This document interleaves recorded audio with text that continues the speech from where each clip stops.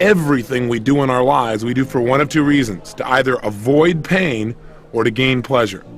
If you are sabotaging yourself in any area, and we're going to talk about this again and again, it is simply because you believe at some level of your thinking, subconscious thinking, if not conscious thinking, that this situation that you're getting involved in, the accumulation of additional capital, is going to lead to more pain than pleasure. And again, I know that sounds insane and crazy, but I have to tell you, it's absolutely accurate in any person that I've studied who's been living in financial lack. In addition, many people associate pleasure to having a lack of financial abundance. Because, see, think about it. When people really do well financially and they're around their friends, what happens? Well, I can tell you from experience. When I was really young, I really went for it. 19 years old, had my own company, written up in newspapers and magazines. Wonder Boy, you remember me, right? Ego exploding. Well, sure enough, I was making all this money, about $10,000 a month. I was jazzed. Except, I thought money was going to lead to pleasure. I looked around and saw all the problems in my family, said, hey, if I got money, I can eliminate those, and I got a lot more fun. I can give to my friends, and I'd go back to my friends and want to take them with me on a trip or want to go someplace. And they were uncomfortable. In fact, a lot of them started to judge me. And all of a sudden, some of them treated me harshly, and some of them made excuses. Some of them stopped going out to dinner with me. Some would say, well, you know, I don't have a home like yours. And I said, I don't care. But what began to happen is I began to link that having money didn't mean the pleasure I thought it was going to mean. My brain started linking up having a lot of money means that people reject you. People you care about aren't comfortable with you. All of a sudden, I started feeling like an outcast. All of a sudden, I started feeling all this pain.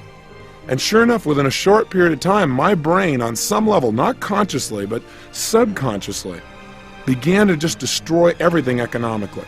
And I already told you how I did it. Not showing up for key meetings, right? Treating people harshly, distracting myself to eating food continuously, watching television. All those elements came up to destroy my finances. And so we must remember how our brains work. They don't work logically. They work on what we associate to things. So if we're going to eliminate financial self-sabotage, the answer is very simple. You've heard it over and over again, and again you'll hear it from me. And that is, we must change our neuroassociations about money. That is, we've got to change some of our core beliefs. We've got to make sure that earning money is purely a positive and pleasurable experience for us, and not one in our mind that's going to lead to pain. Again, some people think, God, I'll have to pay all these taxes. And they don't have the money and they're worrying about the problem. No wonder they'll never have any.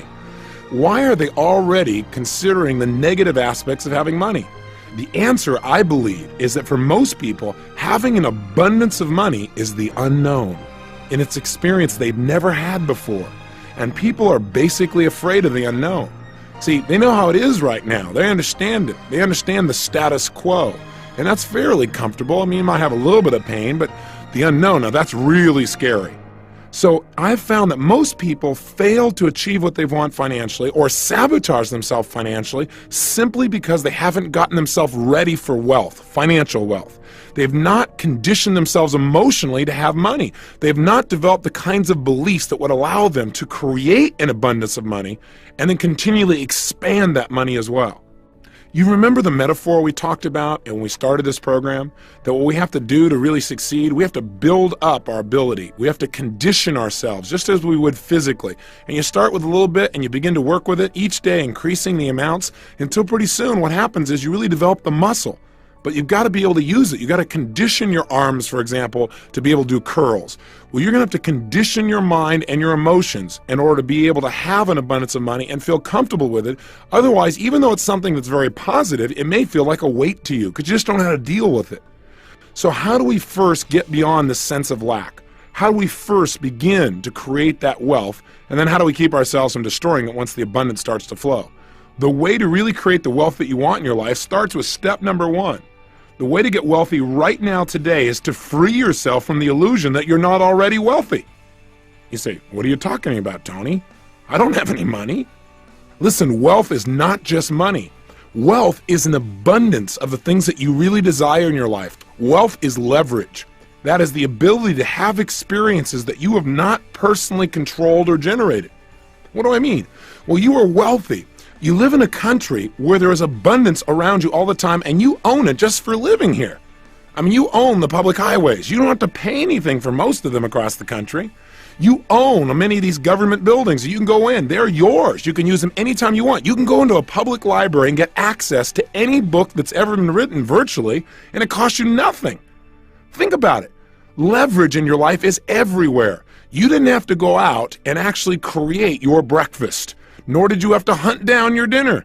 These things have been done for you. You say, well, yes, I paid for them. Yeah, that's true. And it wasn't on your back that the salt came out of mines so that you could put it on your food. You are truly wealthy. The level of abundance that you and I experience every single day, no matter how much money we earn, compared to the rest of the world, is absolutely absurd. And yet we walk around feeling like we have lack. And see, like attracts like. Whatever you hold on a consistent basis in your mind is exactly what you will experience in your life. So the first key to becoming wealthy is to understand that you already are. Now, wanting to expand that, I believe that's healthy. You know, some people say, well, is it really right to make more money? I mean, if you've got a lot, is it right? Well, let me ask you a question. If you're intelligent, is it right for you to continue to want to expand and become smarter? Is it right, if you're already close to your husband or wife, to want to deepen that relationship even more? Is it right for you to want your children to have even more, to be happier, to be stronger, to have better relationships? Is that right? Is it right, no matter how close you feel to your Creator, to want that bond to be even stronger and to strive for it? Is that right? I've got a question for you. If you could have more in your life, if you could have more, then should you? If there are things you could do that would create greater abundance in any area of your life, then should you? And my answer to you is absolutely. I think I shared with you earlier in this program that there was a point in my life where I thought, gosh, if I have so much abundance and other people don't, there's something wrong there. That's unfair. Hey, listen, every single one of us was born with opportunities. We're equal in our opportunities. We're not equal in our decisions. We're not equal in our education. We're not equal in how much we demand from each other or from ourselves. We're not equal in our motivation. We could choose to be, but most of us are not. Now, I know there's the argument that, hey, I grew up in the South Bronx, or I grew up in a difficult part of town, or I didn't have the role models. I can certainly appreciate that 100%. I really do believe that there are many people in our society that don't seem to start out with the same level of resources, no doubt about it. So my approach to that used to be, well, I really care about people that have less than I do. I care about people that are poor financially. In fact, my strategy was the best way to help poor people is I'll be one of them. Well, that's not exactly the most intelligent approach. Instead, what I decided to do was realize that no matter what someone's resources were, I didn't have any either. I didn't have any great role models. I didn't grow up wealthy, not even middle class. And yet I was able to make the things work because I pursued them. And no matter where I've looked in the country, no matter how horrible the environment, there are a few people from that environment that somehow have made it work for themselves, mentally, emotionally, socially, spiritually, physically, and financially. So why did these people make it in spite of all the odds? The answer was not necessarily more talent or more ability, but that they were able to get access to their talent and ability because they had beliefs that empowered them in each of these areas, including financial. I mean, that's really what it comes down to. Your finances will not change until your core beliefs change. Trying to turn around financial sabotage simply by working harder, by the way, will not work. The reason is you'll work harder and your beliefs like this rubber band. You'll push, stretch yourself out there, it'll start to make some progress, and right when you get to a certain point of threshold, whammo, the rubber band snaps you right back to where you were. I mean, haven't you experienced this sometimes? The only way to break through is get rid of the rubber bands. Expand your picture of your life financially so that what's happening is you're on a road you're always building and one that's always expanding. In addition, you must believe that by building your road, what you're also doing is creating a way for others to travel to their dreams as well simultaneously. So since it starts with our own beliefs, we got to remind ourselves what beliefs are. Beliefs are nothing but a feeling of certainty about what something means. So again, if you've got limiting beliefs, it just means you've got beliefs, you have a feeling of certainty that having money is going to be more painful than not having it. That having an abundance of money is going to be more painful than not having an abundance. Yeah, you can get by and it'll be okay. You've got to change that. How do we do it? Well, one, the easiest way to change anything is to link pain to the thing we want to change. In other words, link in our own minds that if I don't change this belief system, it's going to cost me so much, it's going to hurt so bad, that your brain says, I'll do anything to get rid of that belief, and then show your brain an alternative, one that by applying it, you'll have pleasure. Now, what most people do in life is sit around and hope that someday something magical will turn it around. Or again, they go out and just work harder and harder and harder, and they wonder why they still can't make it financially. No matter how much money they make, they always end up with more month at the end of the money. Maybe I was one of the lucky ones. Maybe I just have a low threshold for pain because I just couldn't take it. I found so much frustration in not being able to go certain places, not being able to be with certain people who are traveling, not being able to give some of the things I really wanted to give most to the people I cared about, not being able to have the lifestyle and the freedom of choice in terms of my time and my energy and the things that I was going to have in my life as well. It was so painful, so embarrassing, so frustrating that finally one day I said, I have had it. And that is a great place to get. Get to the place where you've had it, where you've gone through threshold, where you're not willing to do that anymore. But here's the key. When you realize you've got it, know what the reason is. It's because of your beliefs, and you need to go inside and shift them now. So how do we do this? I'm going to guide you through a 3 or 4 step process right now to eliminate self-sabotage in the area of finances forever. So let's go for it. Get your success journal or pull over the car now. This is the time. As you pull it out, here's what we're going to do. And if you need to, stop the tape and come back to me. You have 30 seconds. Go. Welcome back. I again hope I'm welcoming you back. And you did turn off this thing while you went and got your success journal. You don't want to write on a scrap of piece of paper. Keep that thing with you. Okay? Good. Now here's what I'd like you to do. I'd like, if you would, to write down all of the pain that you presently experience in your life because you don't have the level of financial abundance that you truly deserve. In other words, what are you losing right now? What are you missing out on? What's it costing in your life not to have financial abundance? In other words, our goal here is to not just be intellectual, but to really get ourselves to experience once and for all a tremendous amount of pain from not having finances. So really go into your gut, go into your core and say, okay, what are the things I really want to do or be or share or create or give or make that I cannot do right now because I don't have financial abundance. I've got enough finances to get by, or I've got maybe even worse, you're comfortable. That's really a death rattle in terms of finances. But what are some of the things beyond that that you're missing out on? Maybe just the self-esteem of knowing that you can create as much as you want in an instant. What is it that you're missing out on? I'm going to give you about 2.5 minutes to do this. So please begin now.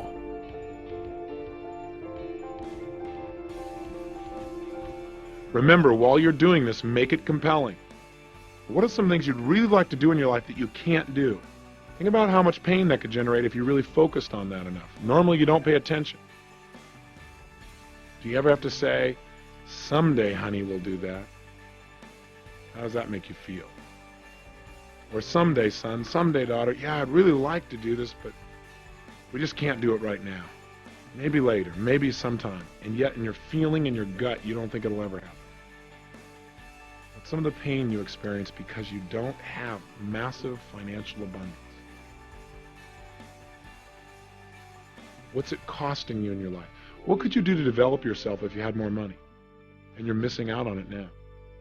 What could you do for your favorite foundation or your favorite charity? Would you like to buy something? Is there somebody in your family who's suffering right now financially and you're unable to help them? How does that make you feel to know you don't have the money to help them? Someone need medical care? Would you like to be able to purchase a nicer home or something like that for family members, a mom or a dad? Would you like to take better care of your grandparents but can't because you just don't have the financial abundance?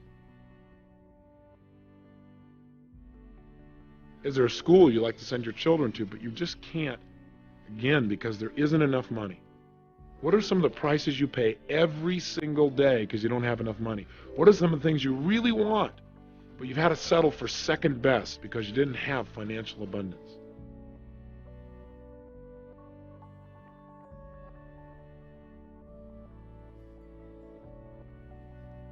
Is there a studio you'd like to build and you can't do that, so you got to go somewhere else?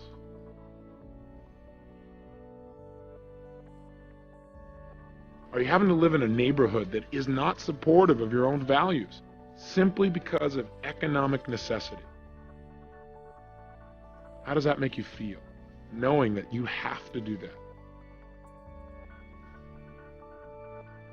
Make sure as you write these down, you really feel the pain. I know that doesn't sound very nice, but the way we change is link pain to something. Get it out on the table.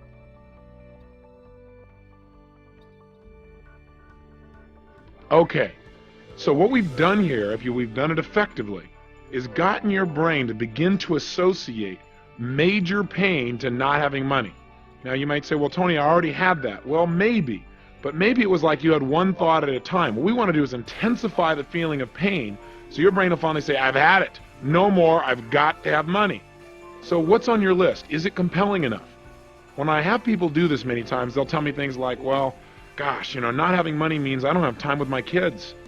Or not having money means I can't live with my son or daughter. Or not having money means I can't get them the kind of child care they really deserve, and I'm busy working too, and I don't know what to do. That's pretty strong pain. That'll get somebody motivated real quick. Remember, we'll do more to avoid pain than we will to gain pleasure, so put it on yourself. Some people say just the pressure of the bills themselves, that is so painful. Having people calling you up again and again saying, hey, you got to handle this thing. That does it for some people by itself. Or maybe in this society where 1 out of 2 people end up in divorce, some people are having to support 2 households. And they think about the pain they have in that they can't have the lifestyle they want because they can barely take care of themselves after taking care of somebody else. For other people, it's saying, I can't do it, or I'll do it later, but knowing in their heart that later may never come.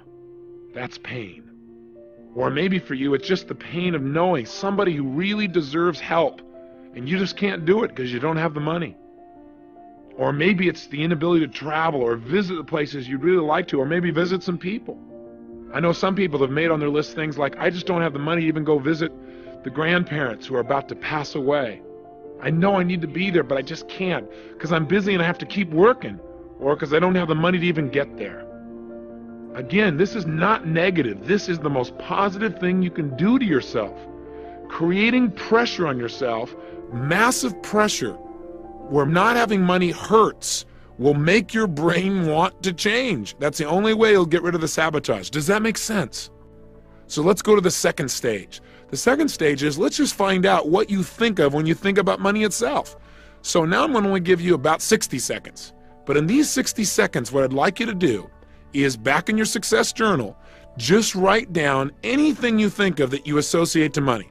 If I say to you money, or a lot of money, I want you to write down what pops up in your head. Just write down singular words that you associate to money. So you've got 60 seconds. Please begin now. Go for it.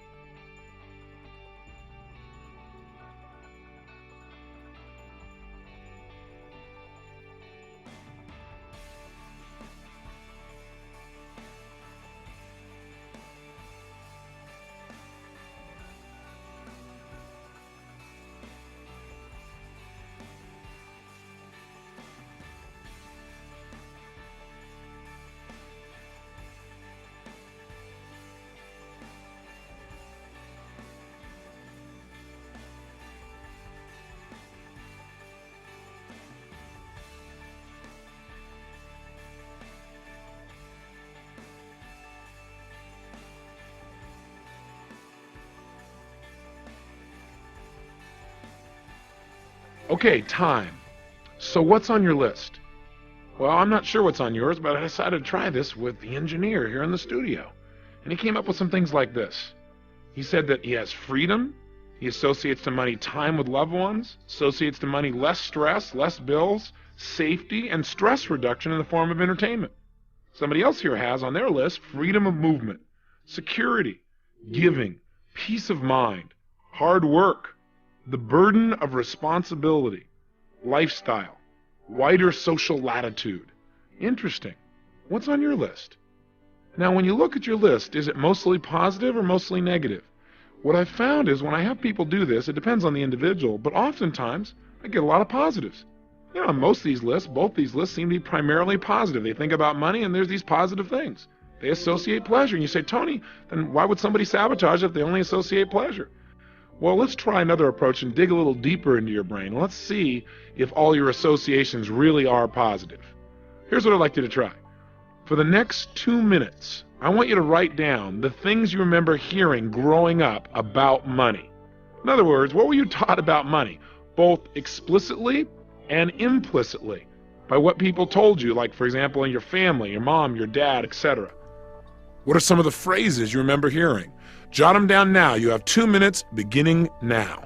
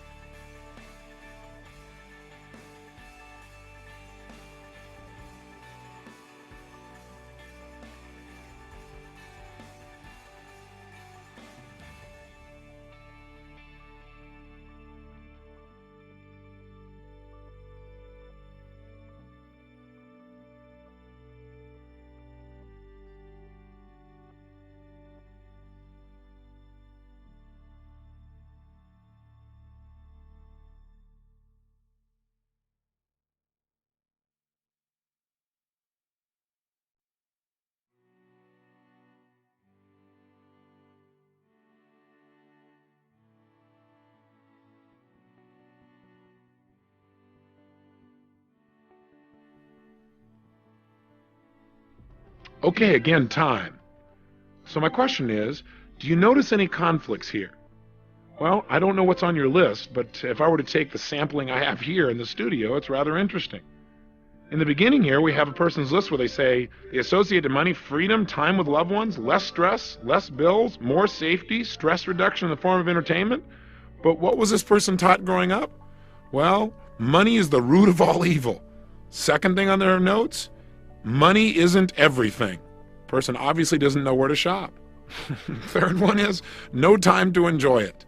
Fourth one, notice no time to enjoy it. Time with loved ones, no time to enjoy it. Isn't that an interesting conflict? And we wonder why we sabotage, why we start to move towards, and then all of a sudden think there's going to be pain here and we sabotage ourselves. Here's another sampling. Person whose notes said that they associated money freedom of movement and security and giving and peace of mind and hard work and the burden of responsibility, few negatives there, and lifestyle. This person has money doesn't grow on trees. How's that for conditioning you for abundance? I'm not saying it does, but that's probably not the best frame to hold in your mind on an ongoing basis. Secondly, we can't afford it. Interesting, and that sentence is still probably running through this person's brain. Here's the next one. It costs too much, or it's too expensive. Here's the next thing on this gentleman's list. Take care of pennies, and the dollars will take care of themselves. Now let me ask you a question. How do you feel about taking care of pennies? Does that really create pleasure for you? You think your brain says, oh man, I'm going to take care of all these pennies so I get a few dollars. Whoa, I highly doubt it. Here's my point. You want to know why people are sabotaging? Check out the massive contradictions here. On the one hand, the person associates to money primarily positive experiences, yet on the other, everything the person was taught growing up is it's going to be painful. Think about that. That's why people experience approach avoidance, where they go out and start to make some money, but only go so far before they limit themselves. Like having a governor on your car. You put your foot on the accelerator, you start going a certain pace, but that's the highest you're going to go. See, that governor is all the things you were taught in the past, those old beliefs. Now, how do we eradicate them? Again, we associate enough pain to them. Think about it. Are you willing to pay the price you wrote down to start with here, the things you're going to miss out on your life in order to keep these measly ideas in your mind that somebody dumped in without realizing the impact maybe years ago? I doubt it. So in essence, what we can do right now, we've got a lot of choices. One way to change your beliefs is use what you already know. Do a Dickens pattern on yourself. Go back to the tape where we did that and just guide yourself right through it. We've begun it already, haven't we? We've got you to begin to associate some major pain if you don't change. But I also need you to do is associate some pleasure to the change. And that part should be pretty easy. All you have to do now, and let's do it, is make a list of all the benefits you would have, all the things you would get in your life, all the ways your life would be absolutely, totally enhanced if money was no longer a question in your life, if you had true financial freedom and financial abundance. I'm going to give you 120 seconds to write down as fast as you can how your life would be greater and better if money was no longer an issue in your life. In other words, what would be all the additional benefits? How would your life be greater? How would your life be better immediately if right now you handled the financial issue? You have 120 seconds. Write it down now.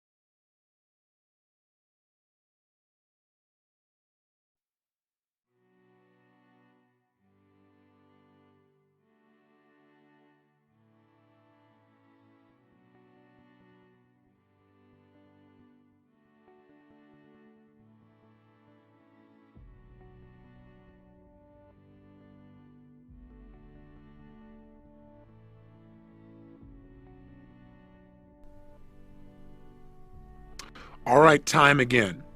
Now, take a good look at your list. This should be a whole list of things that as you think about them, imagine if all of these things you wrote down were actually part of your regular daily reality. How would that make you feel? See, our whole goal is to get ourselves now to link major pleasure to financial abundance. Not financial sufficiency, but financial abundance. We want to link major pleasure to that and pain to not having it. So how did you do? Did your list really produce the result? I figured as long as we're doing this, if I'd use the people here in the studio as an example.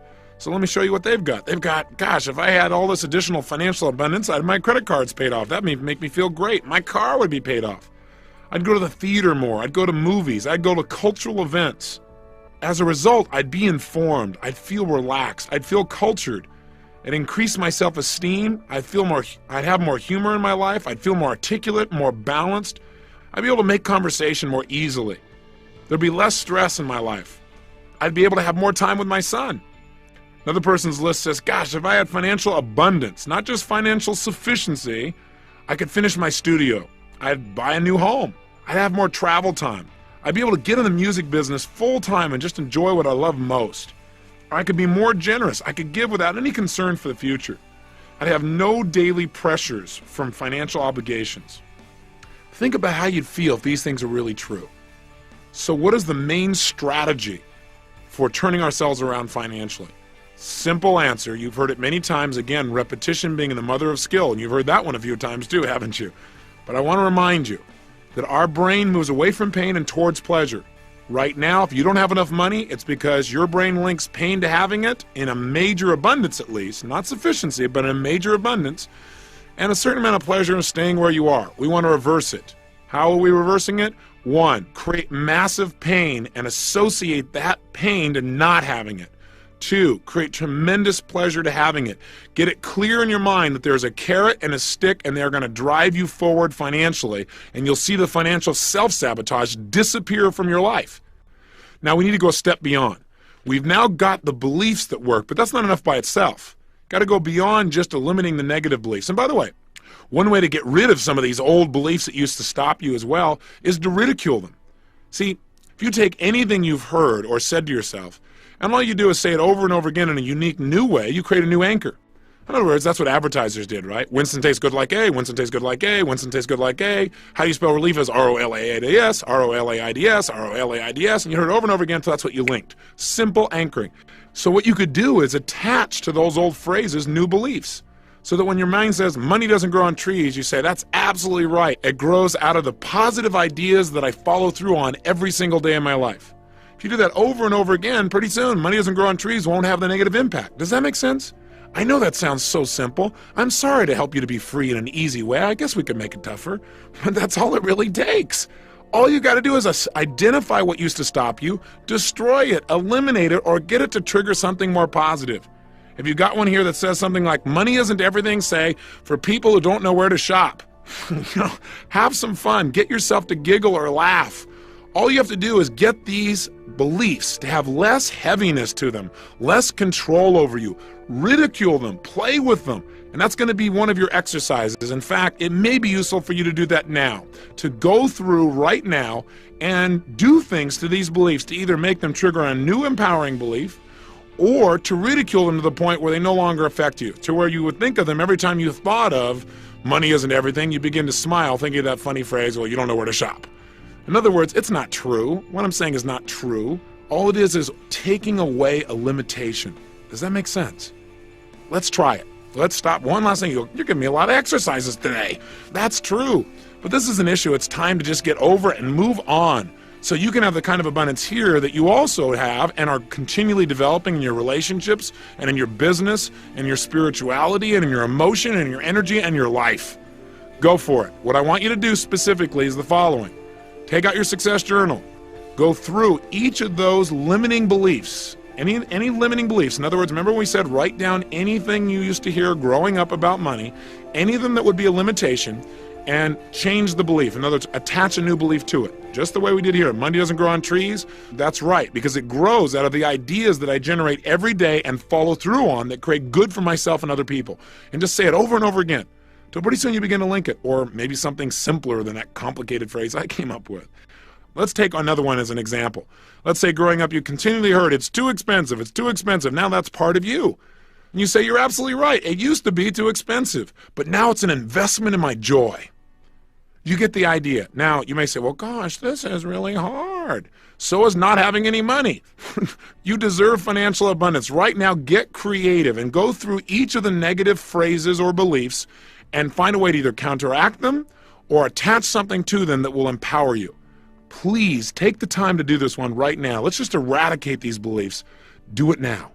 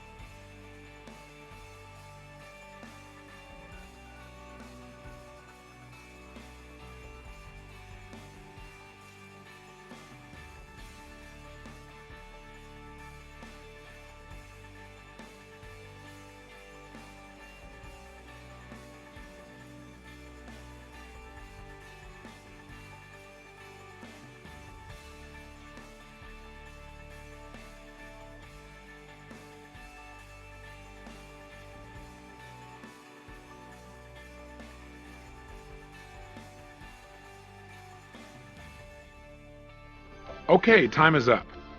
So let's continue here with the people in the studio and see how they've done. This gentleman's list used to say money is the root of all evil. Now it says, in the wrong hands, money is the root of all evil, but I am a responsible and sensitive person. Very nice. Next one is, money isn't everything, but added to my other qualities, it'll do a lot of good for me and those I really care about. Fabulous. Here's another example. Money doesn't grow on trees, but it grows out of my acting on my creative ideas. I can't afford it. We can't afford not to expand our financial resources and share them with others as well. Take care of the pennies and the dollars will take care of themselves. If I take care of the pennies, my focus is way too narrow. If I take care of the opportunities that exist around me right now and give great service, the dollars will multiply massively. I have no time to enjoy money. I have had no time to enjoy money in the past, but I'm now learning to delegate and I'm working smarter every day. These are fabulous examples. That's what you need to do for yourself as well. Free yourself from your old beliefs. Finally, on today's lesson, let's take a look at what are some of the specific empowering beliefs that you might want to add to your repertoire, now not just to get beyond financial self-sabotage, but to really ensure financial freedom. Here are a few of the beliefs that I've modeled from people that are extremely successful financially, and some of my own that have really assisted me as well. Number one, money is nothing but a measure of the value that I create for other people. The more I give to others, the more money I receive on an ongoing and consistent basis. Number two, my belief is in order to become wealthy, I need only two things. One, every single day, live in an attitude of gratitude. That is, feel incredibly grateful for the wealth that I already have in my life, in my friends, in my family, and the environment and where I live, in my work, in everything around me. See a sense of possibility and feel the abundance that is my life. That will create more wealth without me doing anything else. Like attracts like, water seeks its own level. You've heard these phrases, burnt out as they may be over and over again, but they are true. In addition, if you truly want to be wealthy, learn to consistently focus on how to give much more to others than you expect back. And by the way, it's impossible. The more you give, the more you're going to receive. Now you might say, well, Tony, this doesn't work for me. I tried it with John Smith. You know what I did? I gave. He gave me nothing. Well, guess what? See, it doesn't always come back from the person you gave it to. Sometimes they just take. You're right. I have no argument with that. But I'll tell you something, you got to open your eyes. You got to start paying attention because it's coming back to you from somebody else somewhere. And if it hasn't already, it's on its way. You got to trust and you got to know that that's true. By living with those kinds of beliefs, you will attract the kind of wealth that you deserve. How do you make certain that you develop it in your life? Besides eliminating the sabotage, you do what we talked about in the 7 wealth wounds. An abbreviated look of that might look something like this. 1, decide exactly what you want financially in terms of abundance. Remember we talked about developing a number that was going to be a must for you.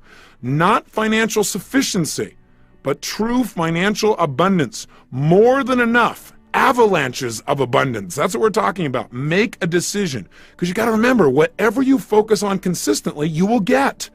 So if you're always focusing on getting by or how to pay your bills, that's what you get.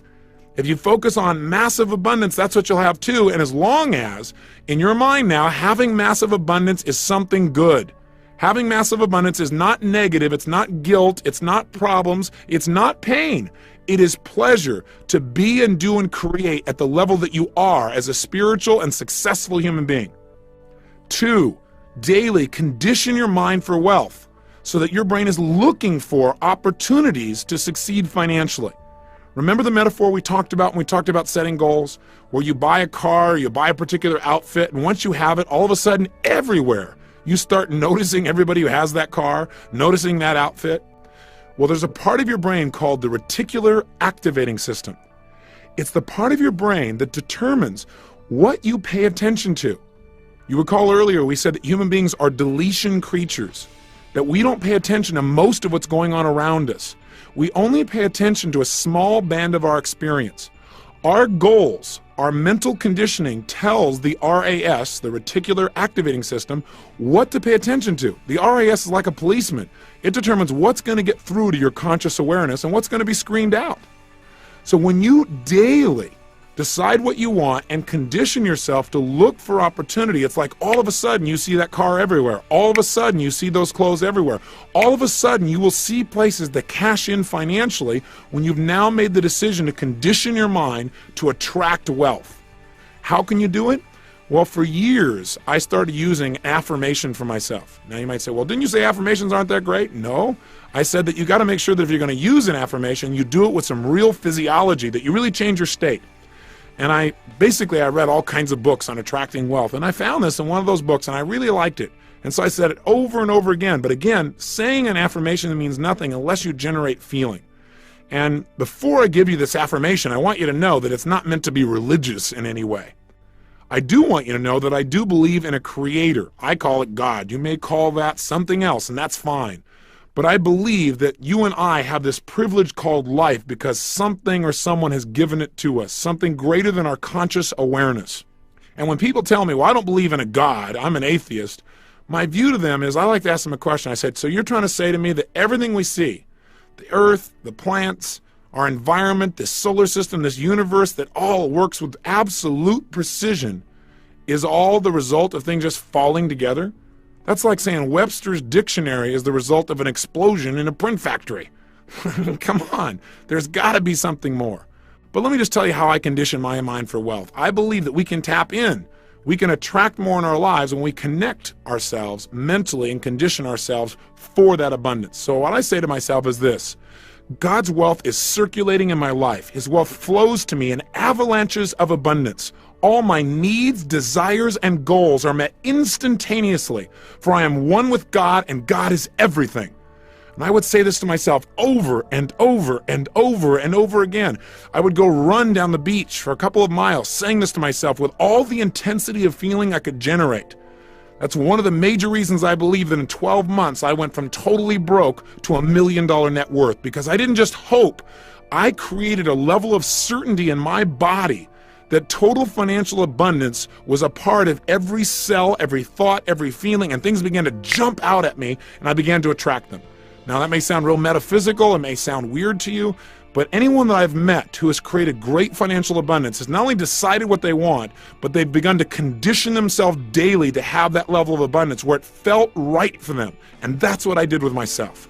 I offer you the opportunity if it's worthwhile for you, or you can correct it, change the language so it works for you, but please condition yourself for the abundance you deserve. Step 3, get some role models. Find out what to do and get yourself a great vehicle. One way to get a vehicle is sit down and write down what is it you love to do most in the world. Because see, I think financial abundance comes from doing what you love most, doing it massively, and making sure that in your doing it, it creates tremendous value for other people. If you do those things effectively, you're going to have financial abundance. So if you're looking for a vehicle, what do you love to do most, number one? Number two, how could you do it in a way where other people would benefit and be willing to make an investment to take part in something that you love? I mean, that's what I've had the good fortune of doing by asking that question. Question 3 is, how could you do it massively so you could reach tons of people and make a major difference and hopefully get paid well in the process? And then fourthly, how could you do it intelligently so that once you've done all this stuff and you've worked so hard and you've helped those people, there's something called profit when you're done? There are lots of possibilities for vehicles, and there are lots of models if you already want to stay right where you are and do very well financially. Again, call or write us. We'll teach you some models. Come to our seminars, or find somebody who you respect locally and model them, or go to somebody else's program. Whatever it takes, please get yourself a model. That's how you'll know what to do. 4, make sure that on an ongoing basis, you experience yourself as a giver. And I save this for last because I want you to remember this.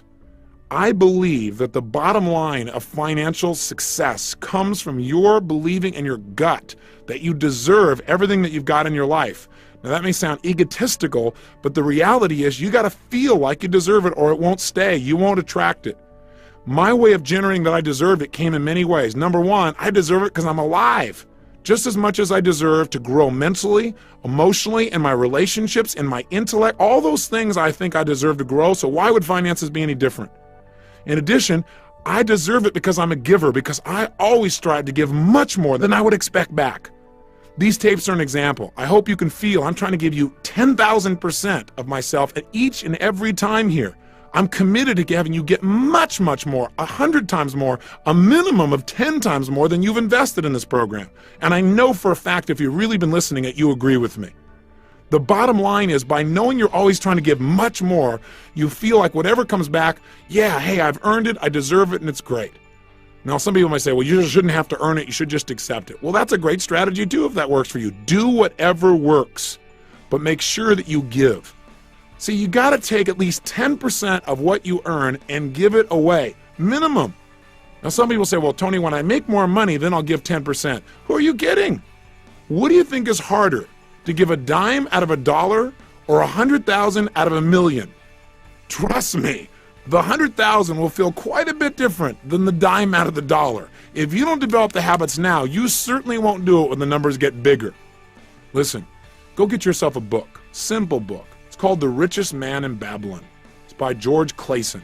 It's a very old classic, very small. You can read it in a short time. It's like a series of short stories that'll teach you how to use money through allegory. It'll teach you 3 basic principles. 1, it'll teach you no matter how much money you make or don't make, take 10% of it and give it away immediately. Why? It doesn't say this, but this is what I believe. When you give away a percentage of what you have, it teaches your subconscious mind that there's more than enough. Boy, that's a great belief to install, because once it believes that, your subconscious mind will create that reality in your life. It makes you feel like a giver, and we all deserve to have that feeling of pleasure of being a giver and not a taker. 2, it'll tell you to take 10% of what you earn and use it to reduce your debts. Pay off MasterCharge, Visa, Arnold's Linoleum, whatever it takes. And 3, take 10% and save it up to invest. No matter how small it is, you can't believe what some of the investments are that are available out there. There are things that take almost no money you could get started with and begin to build your wealth. But make sure you give. And here's the 5th step that I want you to take to really condition yourself for wealth and move to the next level. And that is, create experiences with money that create tremendous pleasure and joy for yourself and the people around you. Give to yourself. Be willing to really do that and watch your financial picture change. In other words, you can't expect to work that hard, make a lot of money, and then never get any pleasure out of it. Just put it in CDs or just invest it or just give it away and never feel that direct connection of pleasure. Your brain won't do it forever. So you might take a certain amount of your money and it's just mad money. You're just going to go out and do stupid fun things that maybe in the past you used to make yourself wrong for. You're going to go play. That's play money. And if you do that, you can't believe it'll happen. Your brain will go, yeah, let's make some more money. We can have some more play, some more pleasure. And it'll enhance your life in virtually every way. Remember, if you have financial abundance, it's because you deserve it. If you've lived by your values and you've truly given yourself each day, tried to add major value to other people's lives, and you've had a decent vehicle, you will develop financial abundance. You'll have financial excess. Now, the challenge with that is that people think when they hear excess is too much. But in this case, you've got to realize that your excess is the result of you giving much more than what's even shown up. It's a great scorecard for the value you've added in other people's lives, and as a result, you have even more in your own as well. There is no need to create limits on yourself. Let yourself grow well beyond your past limits and create the abundance you deserve.